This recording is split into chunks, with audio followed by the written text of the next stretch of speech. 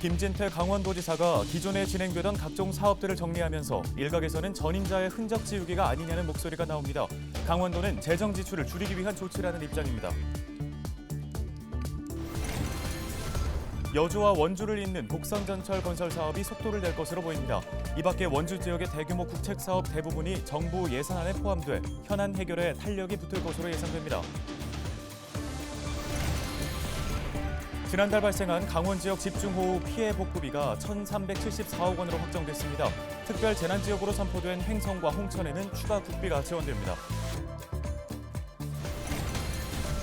13일 새벽 속초시의 상수도관이 파열되면서 대부분 지역의 수돗물 공급이 중단됐습니다. 속초시는 응급복구에 나섰지만 파열 지점을 찾는 데 어려움을 겪고 있습니다.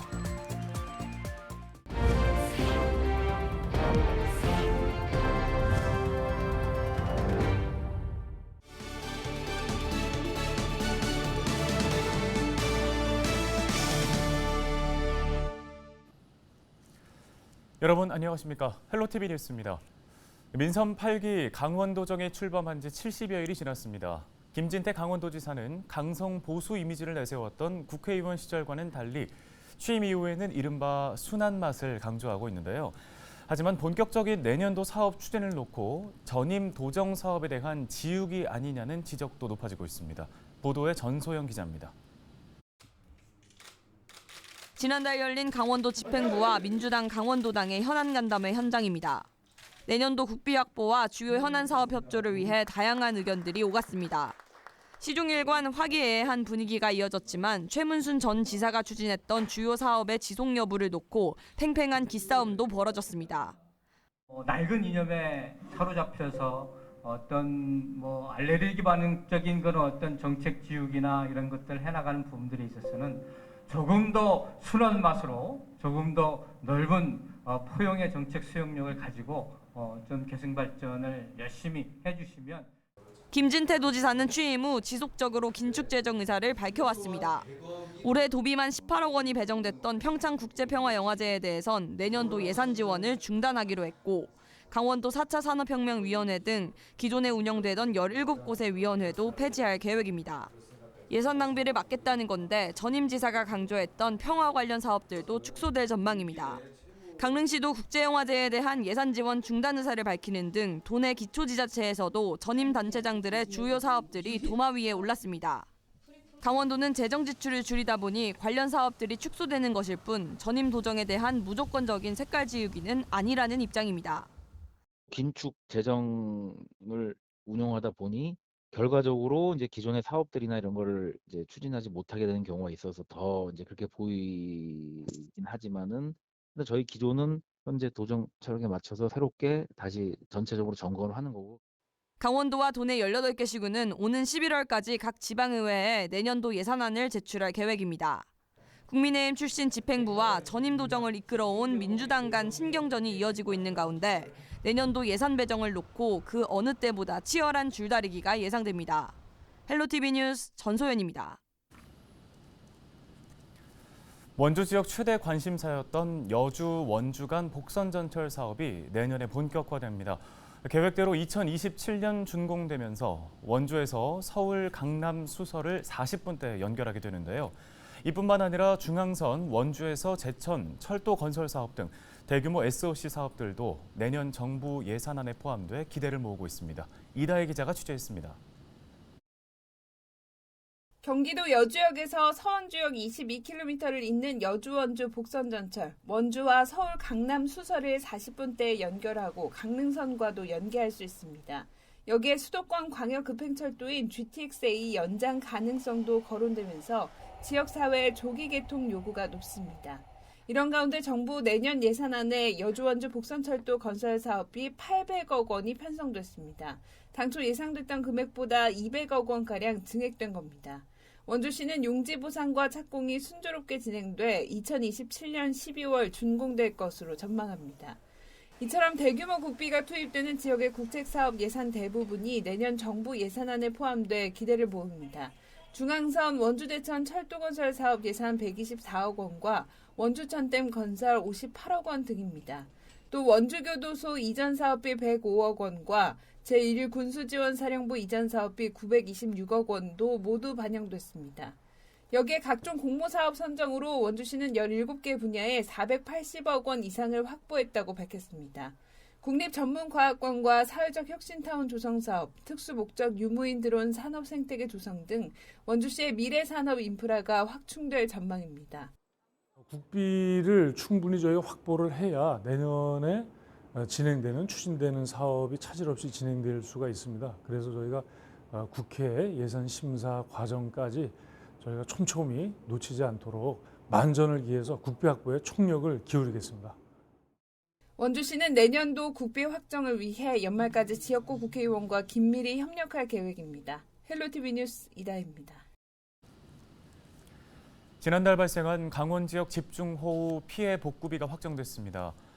강원도는 지역 13개 시군에서 발생한 피해 금액이 356억 원으로 확정됐다고 밝혔습니다.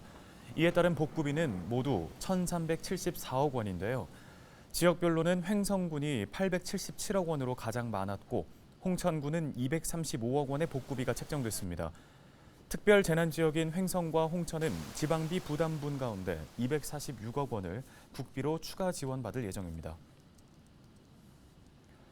속초시의 상수도관이 파열돼 수돗물 공급 중단이 계속되고 있습니다. 속초시는 13일 새벽 2시부터 수돗물 사용량이 시간당 500톤에서 6,500톤으로 급격하게 증가했다고 밝혔습니다. 시는 이날 오전 파열된 상수관을 확인하고 인력과 장비를 동원해 복구 작업에 나섰습니다.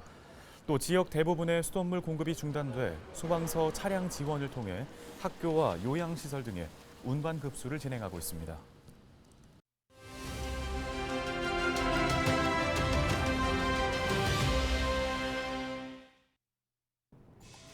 태풍 흰남노가 남부권을 핥히고 지나간 지 얼마 되지도 않았는데 또 태풍 소식이 있습니다. 일단 제12호 태풍 무이파는 중국으로 향할 전망인데요. 기상청은 타이베이 동쪽 해상을 지나고 있는 무이파가 중국 동해안을 따라 북진해 이번 주 후반쯤 중국 칭다오 부근에 상륙할 것으로 전망했습니다. 제13호 태풍 무르복은 일본 동쪽 해상을 지나갈 것으로 예보됐습니다. 하지만 또 다른 열대 저압부가 하나 더 있죠. 13일 오전 11시 기준 기상청 위성 사진인데요. 현재 일본 오키나와 동남동쪽 1100km 부근 해상에 있는 이 열대 저압부는 16일쯤 태풍으로 발달해 중형급의 세력을 유지한 채 북상할 전망입니다. 오는 일요일에는 일본 열도 가까이 접근할 것으로 예상되는데 이대로라면 남해안에도 영향을 주겠죠. 태풍이 강하든 약하든 강한 바람과 많은 비를 몰고 오기 때문에 이미 흰남노로 피해를 입은 지역에서는 더욱 걱정할 수밖에 없습니다. 경로와 강도는 유동적인 만큼 앞으로 나오는 기상 정보에 귀 기울여 주시기 바랍니다. 데일리 브리핑이었습니다.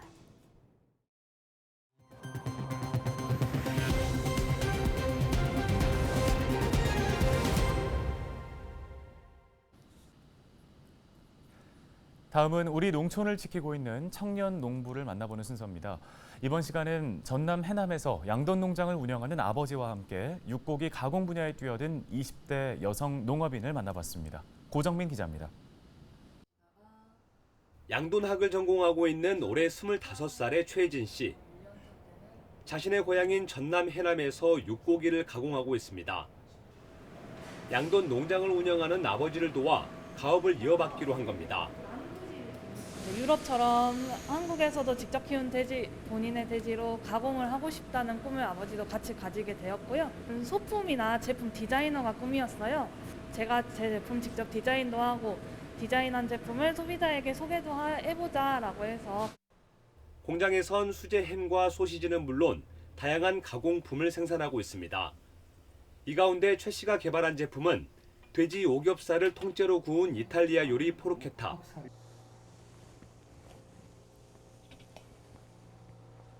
고기를 직접 일일이 손으로 말아서 풀리지 않도록 한 뒤 겉은 바삭하게 속은 촉촉하게 오븐에 구워내는 게 관건입니다.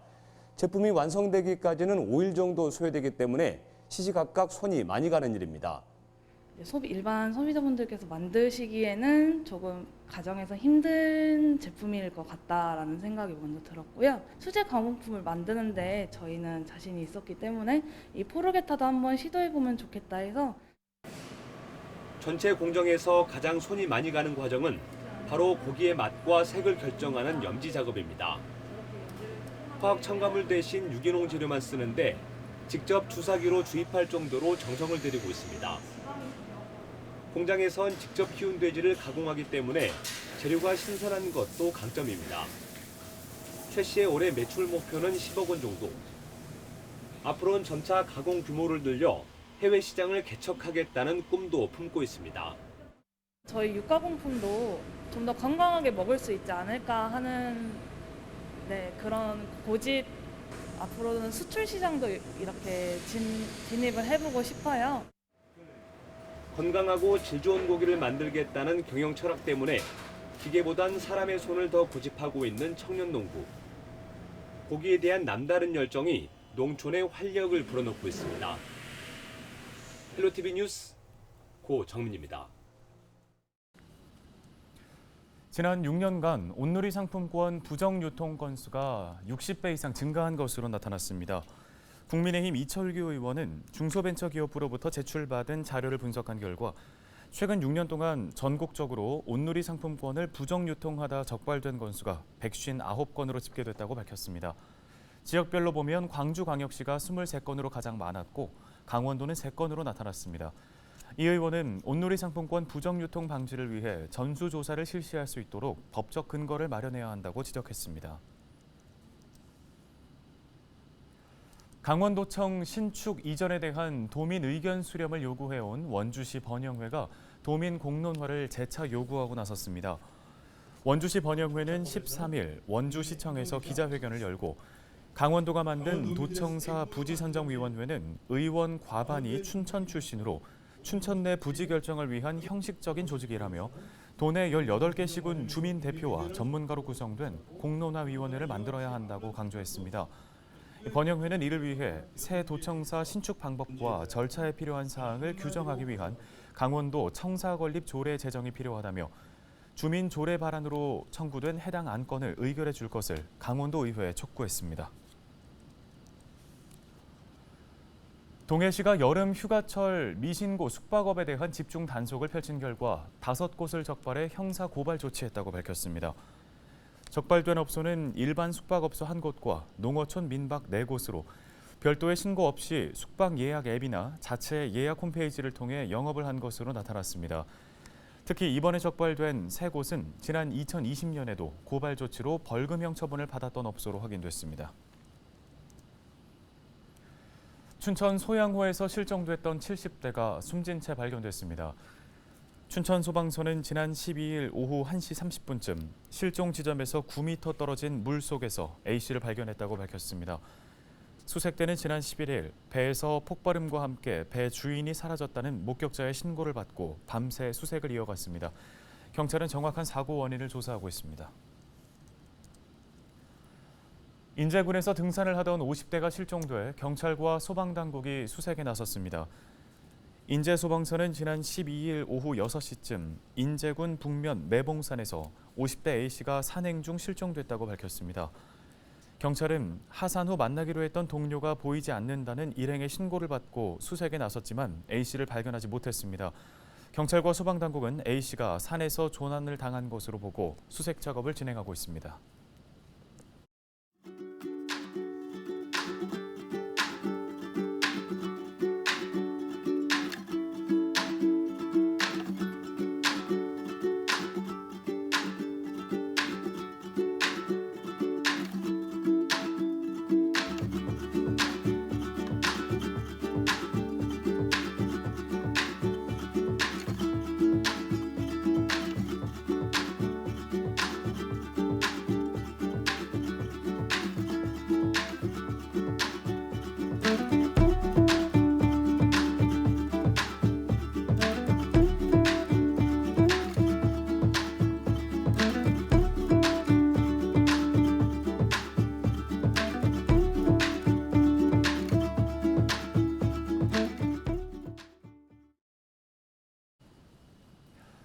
네, 오늘 저희가 준비한 소식은 여기까지입니다. 함께해 주신 여러분 고맙습니다.